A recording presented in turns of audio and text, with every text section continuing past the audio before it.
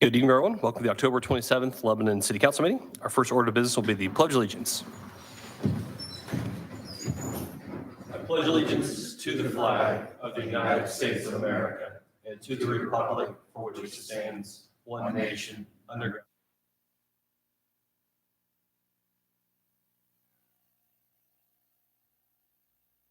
Okay, we'll move on to the roll call members. Madam Clerk, call the roll, please. Mike Kincaid. Present. Keith Campbell. He'll be is here soon. On his way.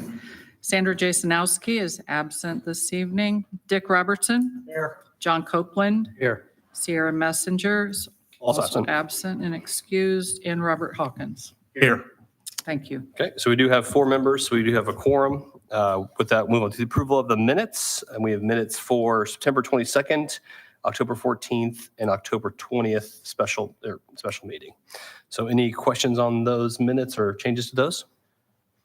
Entertain a motion to approve those minutes. Make a motion, we approve the minutes. Motion approves. Our second. Second. Second from Rob. All in favor, say aye. Aye. Those opposed? Those minutes are approved. All right, the first item up here on our agenda is ordinance 2025-32, but there's been some ongoing discussions, so I'm going to request that we table ordinance 2025-32 at this time.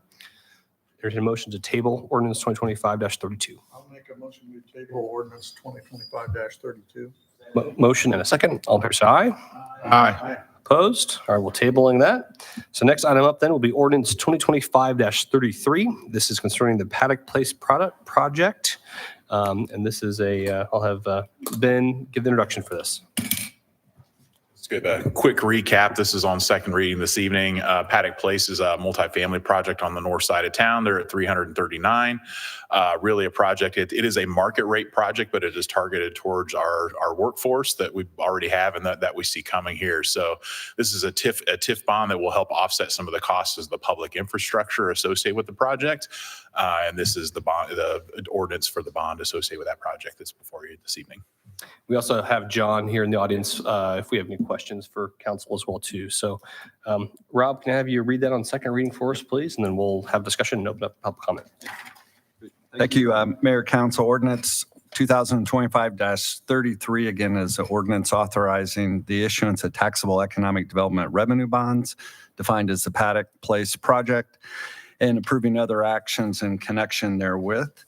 Again, this project concerns economic development revenue bonds. The project is anticipated to result in an investment of approximately $58,500,000 in the area. This council finds that the financing of the economic development facilities referred to in the financing agreements will result in the diversification of industry, creation and retention of business opportunities, will serve a public purpose, will be a benefit to the health and general welfare of the city, and complies with the purposes and provisions set forth in Indiana law.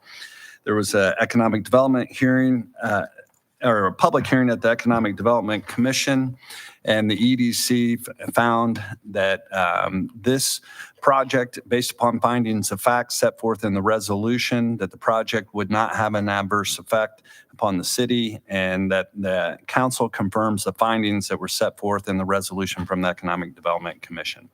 City authorizes the issuance of bonds in the aggregate principal amount not to exceed $3,200,000. That'll be defined as taxable economic development revenue bonds.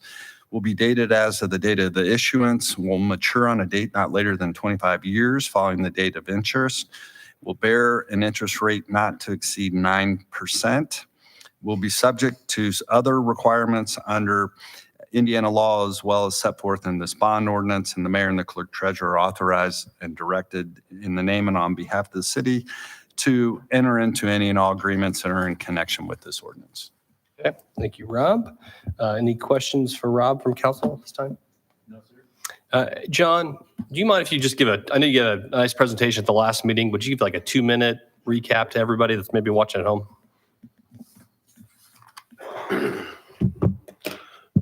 Again, I'm John.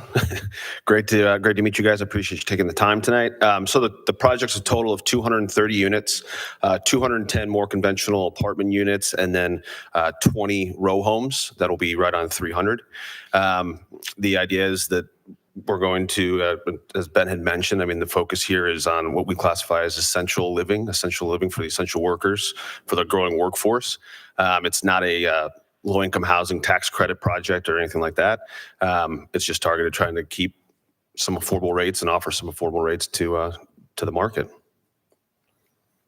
Any questions for John from the council? I didn't get your last name? Petlick, John Petlick Thank with Spectra. The pronunciation always scares me, so I just call you John. So that's good. That's fine. All right. Thank you, sir. And I will say part of why we're doing this too is we're having a significant amount of public infrastructure as part of this project, including building the road, some underwater detention, extension of water mains, et cetera. So that's part of why the issuance for these bonds here is going to help with that public side of the infrastructure with it. So thank you, sir. Yep, thank you. Okay. Any public comment then concerning ordinance 2025-33?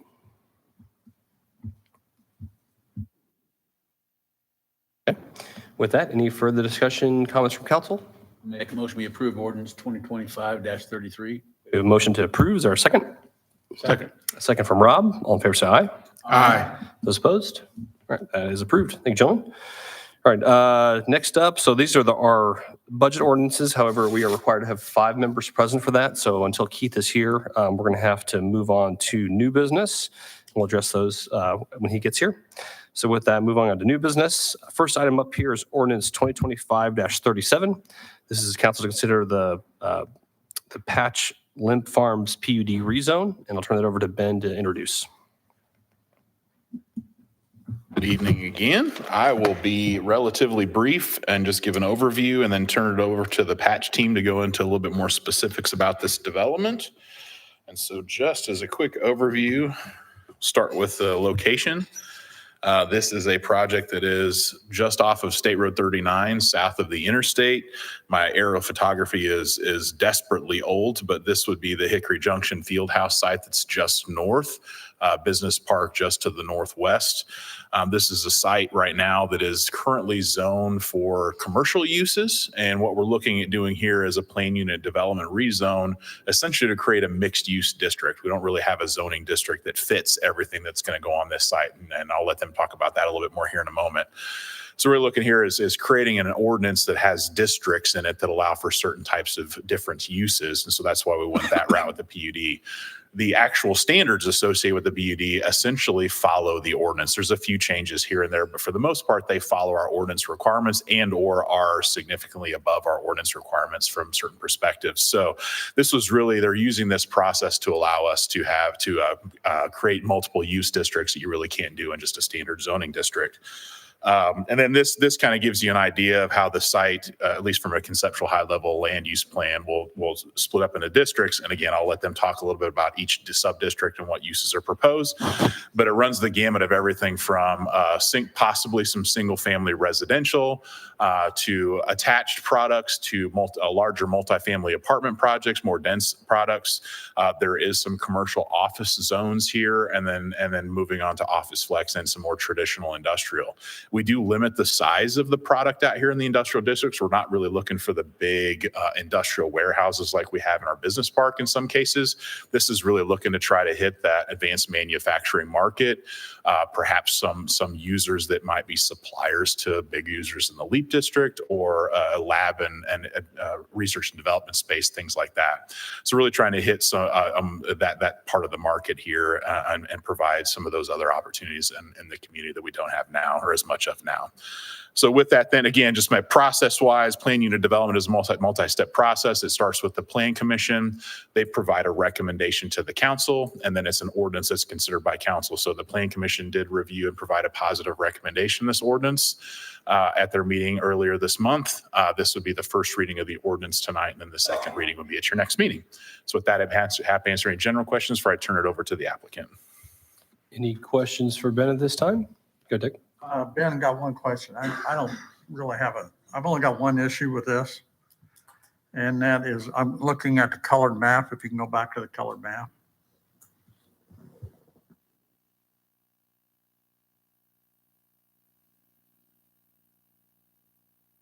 Sub-district. Where that extends north of the secondary street. I was wondering if there's some way we could change that. All sub-district 1. And what I'm thinking is that secondary street in there, we can separate these 4 and 5, where you have the small industrial. You can separate them a little bit from the residential part. Buffer with a road in between the two. I see. Oh, and right there in the center. Yeah, Yeah. it's right in the center, kind of sticks out like a sore thumb to me, and just seems like to me that little corner right there. So I think are you talking about the tan area right in the center? Is that what I'm we're talking referring? about the tan area between the blue and the green. Okay. And I That think little area right there. I'll let them talk a little bit about that area more specifically, and maybe it could ease some of your concerns. These buildings are going to be much, much smaller. So we're not talking about large industrial buildings. Let's see, Subdistrict 4. I know I've got it in here. Subdistrict 4 is limited to 200,000 square feet. So everything will be less than that in terms of a square footage. So you're talking about much smaller office flex light industrial buildings than we see right now in our business park, to provide a little bit of a buffer from that multifamily to that green area is a little bit larger. They could be up to 800,000 square feet in the green area. So that tan is almost used like a buffer between what would be the multifamily and what would be the larger industrial to the southeast. That's what I'm thinking is having more of a divide between the larger side in there, where we end up having a lot of truck traffic going. Yeah. I don't care about the smaller part, but you open the door and all of a sudden you got a big warehouse sitting there. We don't allow warehouses in this I area. understand that, but. Yeah, it actually I don't is a have lot of prohibited housing use in this I don't district. have a lot of housing around a lot of warehouses yet. And so trying to avoid the housing that close to a warehouse space where you got a lot of truck traffic. You're just saying you just think the secondary street that's on the map should be the buffer between the, I'm trying to commercial get that we and make the that residential. secondary street as a buffer between the industrial part. and maybe the applicant can touch on some of that too, what they're, I don't mind with the light blue part, the sub-district. Yeah. 3, that's fine. I don't have a problem with that. Yeah. I don't have a problem with the 4 south of the secondary. What would be the secondary street? A little piece north, to me, ought to be more residential, and we separate it with a road between them. and we can talk about that with the applicant too. So, and that's part of, Yeah. it's on first reading tonight too, so we can. Yeah. Yeah, we'll let them give you a little bit more detail, and then we can talk about that a little bit more, for sure. Any questions for Ben at this time from council? Question, Ben, I do have a question. Do we have to contemplate what the intersection improvements would be where the secondary street meets up with Mill Jamestown Road or does that kind of come later as development That will first? come in the next step. I know NDOT's already reached out and said, hey, let's make sure that they're putting together appropriate traffic plans, and then meeting with them to discuss what those improvements, what they might need to be. So I it's just for sure thought on that everybody's was radar. that was a big staller on the field house For sure. project. So the earlier those conversations happen, probably the better. So, Yeah. I've definitely already forwarded the NDOT contact to them and asked them to start reaching out just to start conceptually discussing that. Excellent. All right. Do we have anybody then from Patch here that we want to come talk about this project? Please.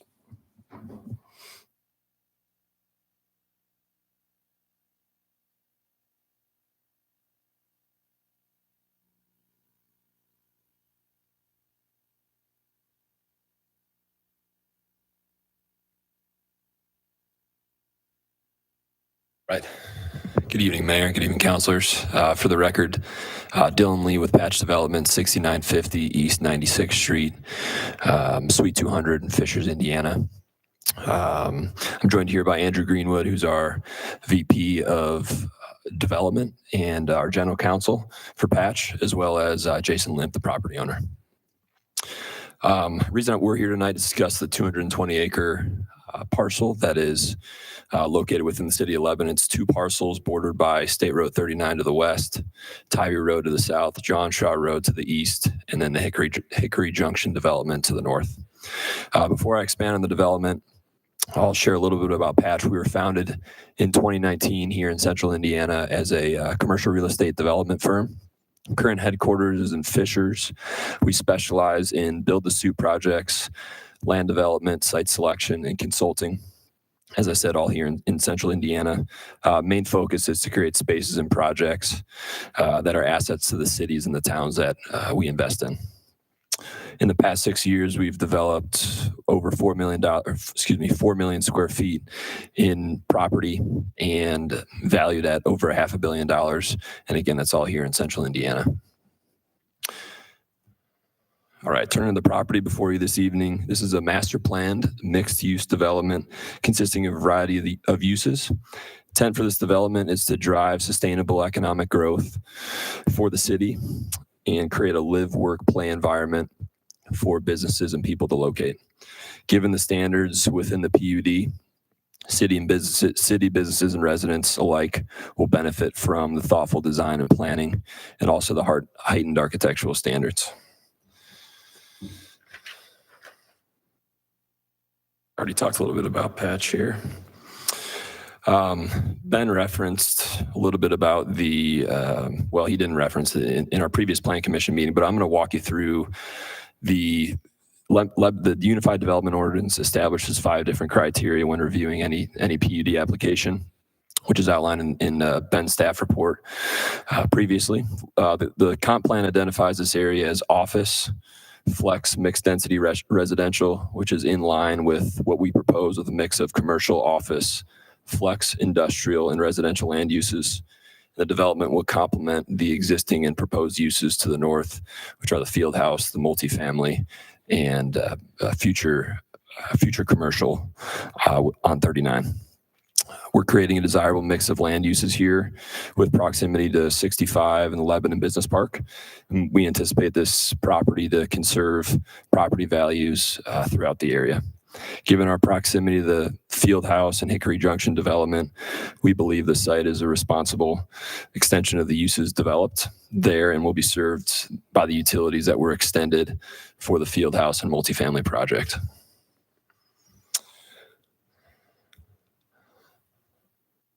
I'm going to jump into each sub-district here. There's a small red circle that you'll see at the top. I'll go by the colors. And then on the right side of each slide is our representative renderings of potential buildings that could be built in that area. So sub-district 1 is the R6 underlying zoning. This abuts the multifamily to the north. We're anticipating multifamily in this district, which is in purple. And we do have, as Ben mentioned, heightened architectural standards on those facades. Subdistrict 2, this is the orange subdistrict, the northwest corner. It's 4 acres. It's R6 residential underlying zoning along with general business. We're anticipating potential commercial, retail, and or extension of multifamily from the east. And then that is within the thoroughfare overlay district, and we plan to meet those standards. Subdistrict 3 is on State Road 39. This is in the blue. General business and light industrial underlying zoning. We're anticipating commercial, retail, flex buildings in this area. This also is within the thoroughfare overlay district. We do plan to meet those standards. Subdistrict 4, which is the orange beige color, it's 65 acres in total.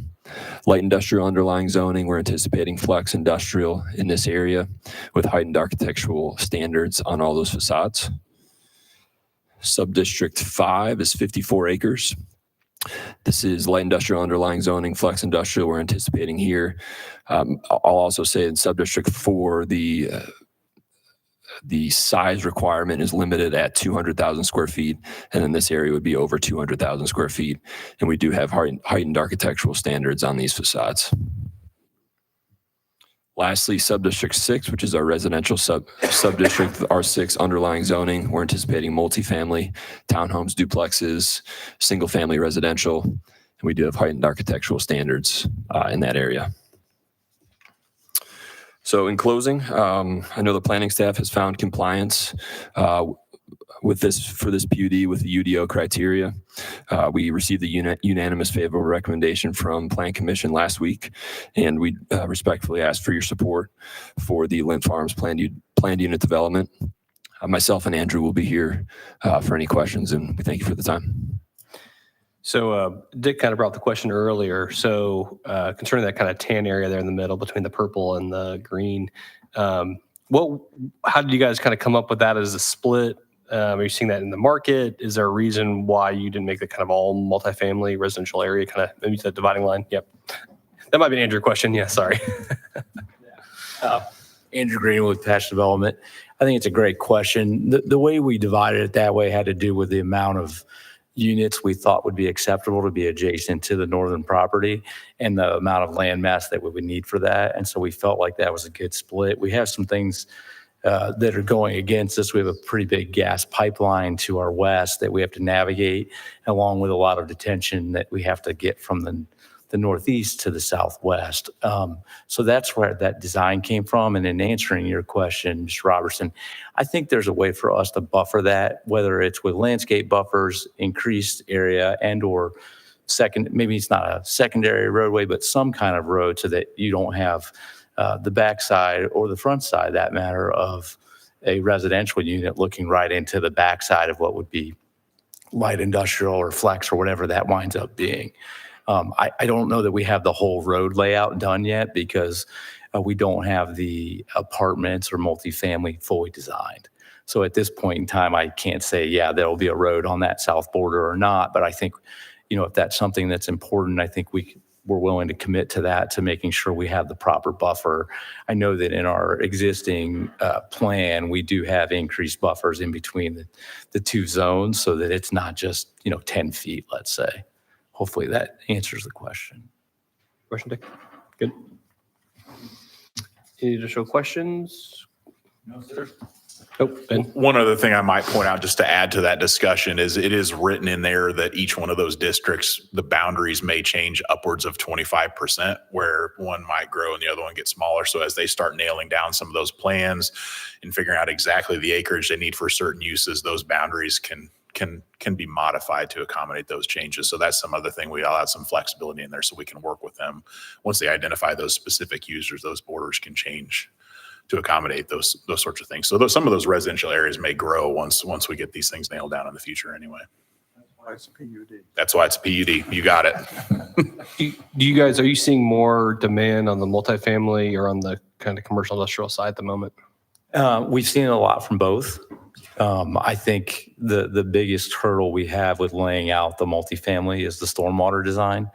And, we have 4 regulated drains that all go through this property, and we have to perpetuate that water. That's the outlet for the whole thing. Yeah. Yeah. As we've talked about, we're the meat of the sandwich to a certain extent. So we have to make sure we navigate that correctly, and that will dictate a lot of how that design turns out. So we could very easily see that line move to the south to get more units. But we have had a lot of really good conversations, and there's a lot of interest. Thank you. Any other questions from council? No, sir. I got one more question, I guess. Why, I guess I'm looking more residential than I am commercial. I mean, I don't necessarily mind the commercial, like I say, up on 39, but I'm just curious of why we.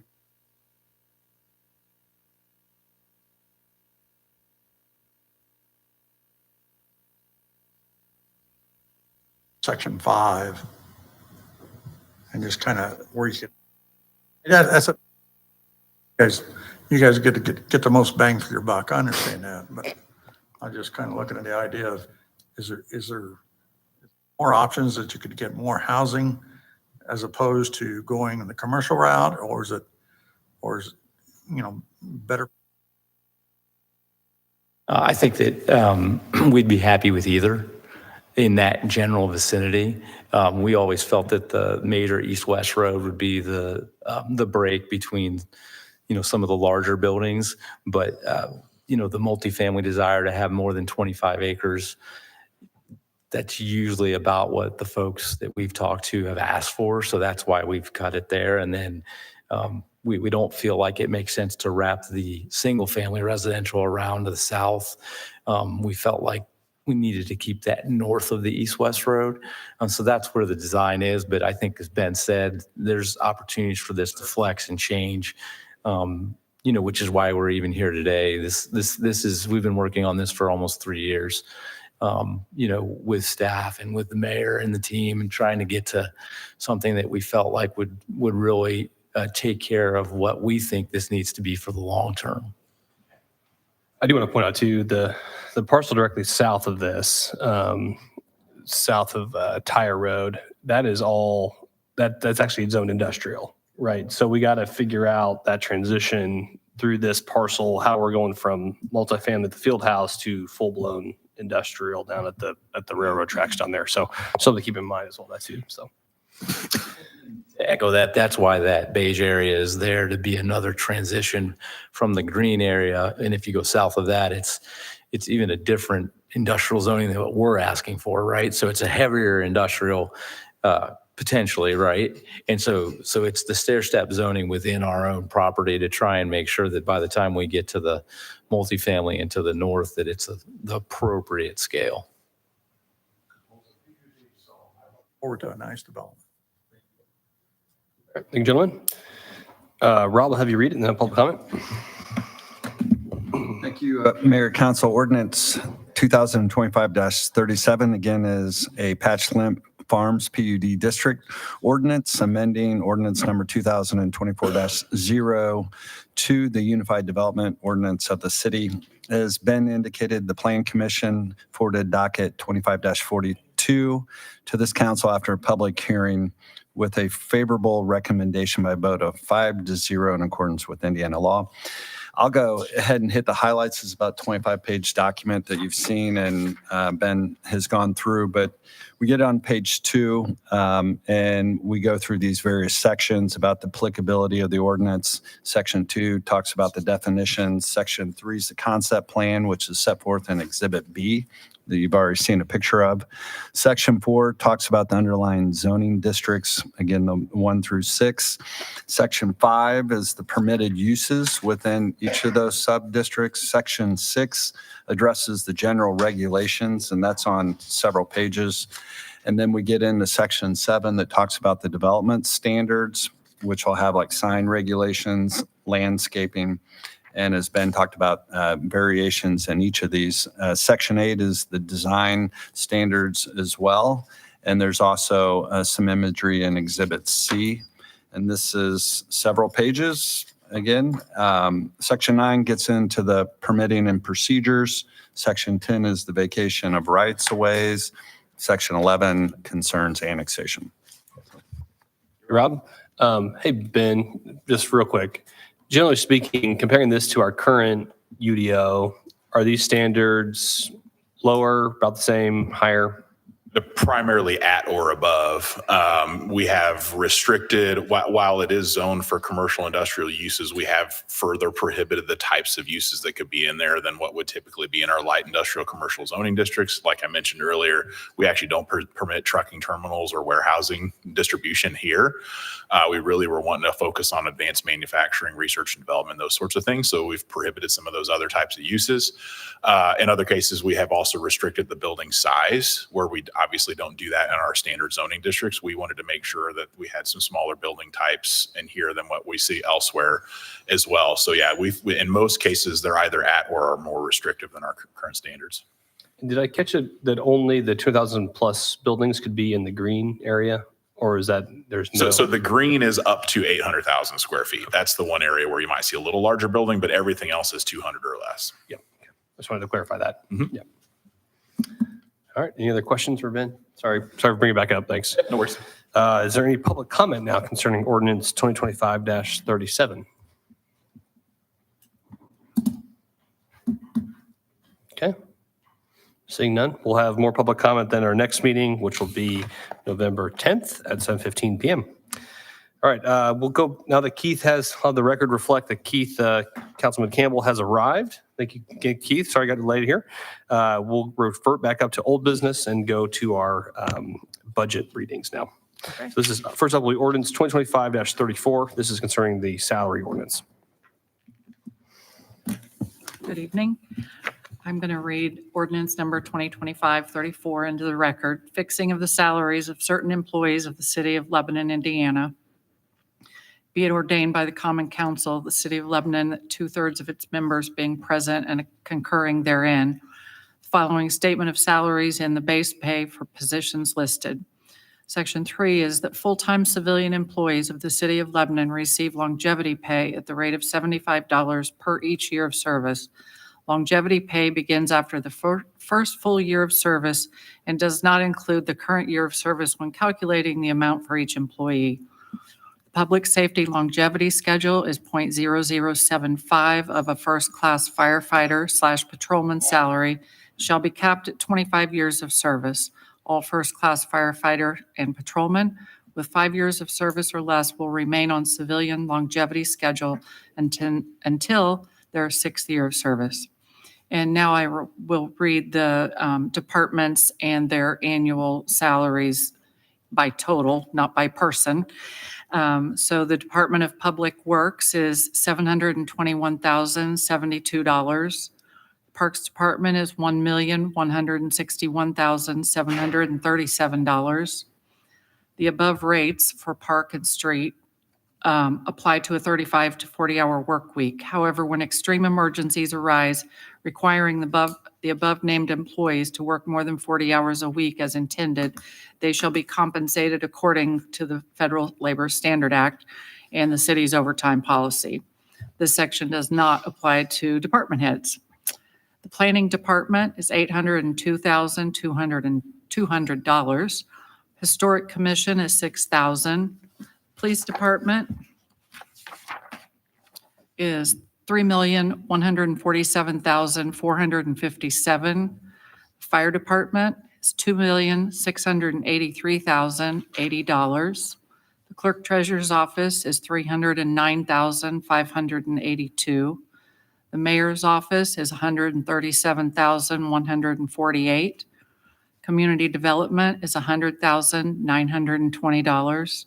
Engineering is $166,765. Lit Public Safety for Fire Department is $1,090,260. Lit Public Safety for Police is $960,926.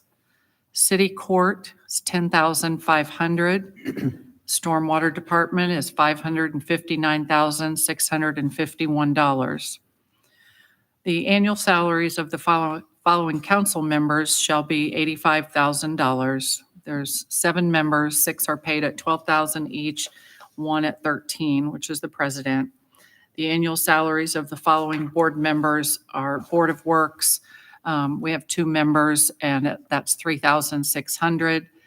The City Plan Commission is $9,600 for 8 members. Board of Zoning Appeals is $6,000 for 5 members. Park Board is $3,600 for 6 members. The Plan Commission, Zoning, and Park members are only compensated for regularly scheduled meetings that they attend. This ordinance shall take effect January 1st, 2026, adopted this 27th day of October, 2025. Thank you, Tanya. Any just questions, comments from council? Okay. Any public comment concerning ordinance 2025-34?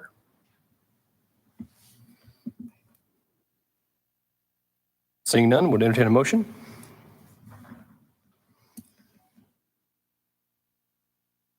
Make a motion. I'll make a motion that we approve ordinance 2025-34. Motion to approve. Is there a second? Second. Second from Dick. All in favor, say aye. Aye. Those opposed? That is approved 5-0. All right, next up will be ordinance 2025-35. This is fixing the salaries of elected officials. Okay. Just as the mayor said, this is 25-35. Be it ordained by the Common Council, the City of Lebanon, 2/3 of its members being present and concurring therein. The maximum salaries of the following elected officials of the City of Lebanon beginning January 1st, 2026 are as follows. Mayor, $73,671. Clerk Treasurer, $78,582. Common Council is the $85,000. It's also on the salary schedule and the elected officials. In addition to the funds paid by the civil city as set out in Section 2, the following elected and appointed officers are to be paid from the funds of the municipal utilities are as follows. Mayor, $35,673. Clerk treasurer, $20,450. And deputy clerk treasurer, $31,500. And this ordinance shall take effect again, January 1st, 2026. Thank you, Tanya. I do want to point out for the record too, that this is a pay freeze compared to last year. So there's no raise in this for elected officials at all. So any comments from council? No, sir. Any public comment concerning ordinance 2025-35? Okay. Seeing none, would entertain a motion? I make a motion, we approve ordinance 2025-35. Approved from John and a second from Mike. All in favor, say aye. Aye. Those opposed? That is approved. Thank you, council. All right, and finally here, our official budget. This is ordinance 2025-36. This is appropriations and tax rates in second reading.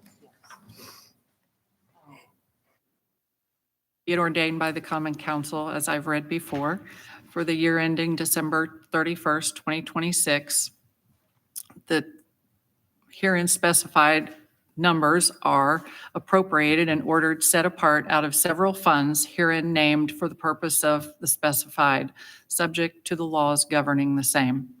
Such sums herein are appropriated shall be held to include all expenditures authorized to be made during the year unless otherwise expressly stipulated and provided by law. In addition, for the purposes of raising revenue to meet the necessary expenses of the Lebanon Civil City, the property tax levies and property tax rates are herein specified. Budget Form 4B for all funds must be completed and submitted in the manner prescribed by the Department of Local Government and Finance. And I'll now read each fund name and their adopted budget for next year. Casino Riverboat is $93,000.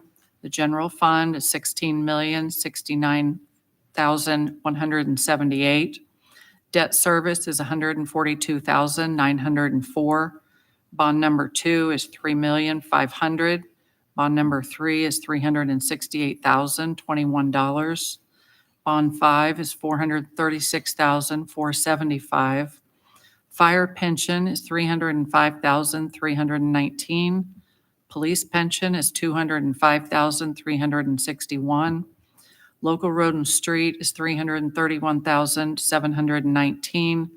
Motor vehicle highway is $1,078,849. Park and recreation is $1,766,676. Park bond is $386,373.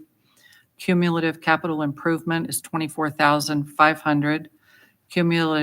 Cumulative capital development is $150,000. Stormwater bond is $503,284. Sanitation is $1,257,749. Those funds are all approved by DLGF, and that total comes to $26,619,408. The funds that I'm about to read are home ruled funds, and they're not reviewed by DLGF.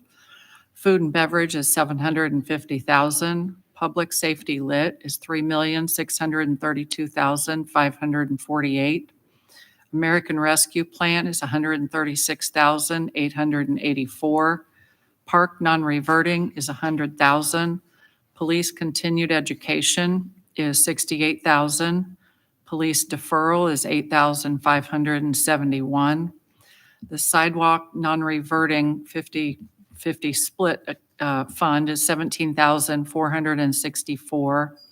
Code enforcement non-reverting is $4,639. MVH restricted is $353,267. Planning and zoning non-reverting is $425,000. Fire non-reverting is $18,318. Fire training fund is $4,079. Sidewalk escrow Lebanon Point is $2,696. Parks miscellaneous is $12,000. Police interdiction fund is $941, and the stormwater operating fund is $2,510,538. And that grand total, including the first page that I read, is $34,664,353. Tanya, longest reading ones you have of the year. All right. With that, any further discussion, comments from council? Any public comment concerning ordinance 2025-36? Okay. Well, before we vote, I just wanted to say I appreciated the council working with us this year to craft a budget. I know it was a little bit shorter this year due to the changes of the legislature, but I do think we put together a budget that reflects the unique scenario we found ourselves in, but also, of course, balancing as we had, but also, we in the past, we've always tried to value our employees. I think we did a good job of doing that in the past. And so, a pay freeze for them is not ideal.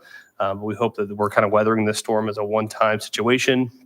But we're also delivering, understanding the need and the desire for tax relief that people were relieved from property taxes, so they'll be getting that. And also, based on our estimates, they'll also be seeing a reduction in the property tax rate as well along with this. So just appreciate council working through this budget with a set of complex circumstances. Appreciate the process with it. So with that, any further comments or is there a motion?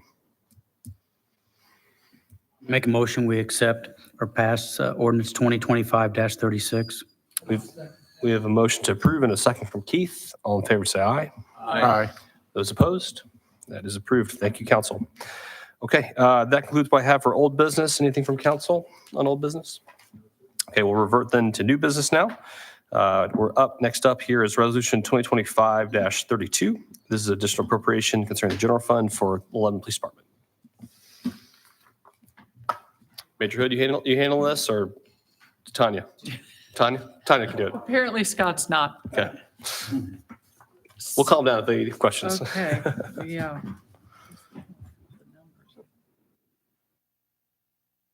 The totals are fine. Okay. All right. Hang on just a second. Let me, it's here. 32. I got it. We had, So Chief Morgan had an emergency medical situation today, so Okay. that's why he was All not right. here tonight. So I'm good. Yeah. I found it. Okay. Yeah, before I read the resolution for the additional, let me just state that the general fund, I mean, he's on here, it's just numbers, but they need 30,000 additional for fuel, 13,000 additional for tires, 10,000 additional for car repair, and $5,000 for miscellaneous. And that's all coming from the general fund, which I'll read next. And then there's an additional appropriation coming from LIT, local income tax, for the police department for professional services in the amount of 20,000. So I'll now read the resolution. do you know what that relates to, Major Hood? Yeah. Here, hold on a second. Yep. Sorry. I'm sure we have scores of people watching at home that are edge of their seat waiting to hear. So The 20,000 is our fee for the Child Advocacy Center, Sylvia Lincoln Center. yep, thank you. Okay. Thank you. Okay. All right. Resolution 25-32, whereas the City of Lebanon is duly formed municipal corporation within the state of Indiana, it is the duty and responsibility for the council to maintain fiscal integrity of the finances of the city. It has now become time to do that under this resolution. The additional appropriations require a public hearing of which council has served proper notice. Be it resolved and adopted by the council that it's appropriate funds for police services, supplies and services out of the general fund, which is 1101. And that was the 30,000, the 23,000, and the 5,000, which totals 58,000 that I just explained. Any questions on that from council? No, sir. So there's a public hearing associated with this appropriation. So this time I'll open the public hearing on resolution 2025-32. If any public comments, please come forward, state your name for the record, and keep comments to 3 minutes if possible. No sudden movement. I'll close the public hearing on resolution 2025-32. Any further discussions, comments from council? Make a motion, we approve 2025-32. We have a motion to approve. Is there a second? Second. Second from Rob. All in favor, say aye. Aye. Those opposed? is approved. Thank you, council. Final here, this is resolution 2025-33. This is also just appropriation. This is from the lit fund for the police. Tanya? Where it is the city of Lebanon is duly formed municipal corporation within the state of Indiana. It's the duty and responsibility of the council to maintain fiscal integrity of the finances of the city. At times, it becomes necessary to appropriate additional funds approved within the approved funds or the approved budget, sorry, not funds, budget contemplated and authorized by the IC code.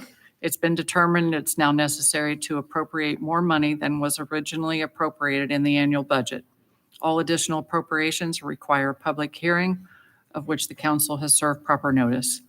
This is for $20,000, and as Scott just explained, it's for professional services for the Child Advocacy Center from the Fund 2240 Lit Police Fund. Thank you. Donnie, any questions, comments from council? No, sir. Okay, at this time then, I'll open the public hearing on resolution 2025-33. This is a public comment. Please come forward, state your name for the record, and key comments 3 minutes if possible. Seeing no sudden movement again, I will close the public hearing on resolution 2025-33. Any final comments from council? Motion? Is there a motion? I make a motion, we accept or pass resolution 2025-33. We have a motion to approve. Is there a second? Second, Keith. All in favor, say aye. Aye. Those opposed? All right, that is approved. All right, that's all that I have for new business. Is there anything from council? No, sir. Okay. Move on to the claims, and we're entertain a motion concerning the claims. Make a motion, we pay the claims. Mike, thanks for pay our bills. Is there a second? Second. Second from Rob. All in favor, say aye. Aye. Those opposed? All right, claims are approved. All right, any final announcements or discussion? No, sir. Okay. With that, our next scheduled meeting is November 10th at 7:15 p.m. We entertain a motion to adjourn. Motion adjourned from Dick. Is there a second? Second from Keith. All in favor, say aye. Aye. Those opposed? All right, we are adjourned. See you on November 10th.